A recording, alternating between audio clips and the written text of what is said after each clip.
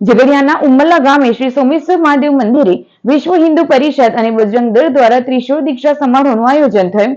હિન્દુ યુવાનોમાં ધાર્મિક સંસ્કાર અને સંગઠન ભાવનાને સુદૃઢ કરવાના ઉદ્દેશ્ય સાથે વિહિપ અને બજરંગ દળના ઝઘડિયા પ્રખંડ દ્વારા ત્રિશૂળ દીક્ષા અર્પણ કરાયા. દક્ષિણ ગુજરાત પ્રાંત પ્રમુખ વિરલ દેસાઈની ઉપસ્થિતિમાં સમારોહ યોજાયો. મોટી સંખ્યામાં હિન્દુ યુવાનોએ ઉત્સાહભેર ભાગ લીધો. ગુમાનદેવ મંદિરના મહંત મનમોહનદાસજી અને અશાના સંત વિજય દર્શન યોગાચાર્ય સ્વામી સહિત સંતો ઉપસ્થિત રહ્યા.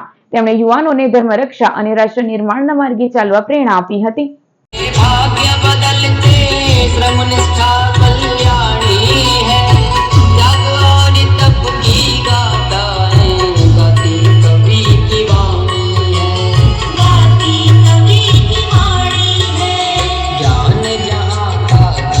વિશ્વ હિન્દુ પરિષદની યુવા પાંખ એટલે 15 થી 35 વર્ષના યુવાનોને ત્રિશૂળ દીક્ષા અર્પણનો કાર્યક્રમ આજ રોજ ઉમલ્લા ખાતે યોજાયો. આ કાર્યક્રમમાં 250 જેટલા યુવાનોને ત્રિશૂળ આપવામાં આવ્યા છે.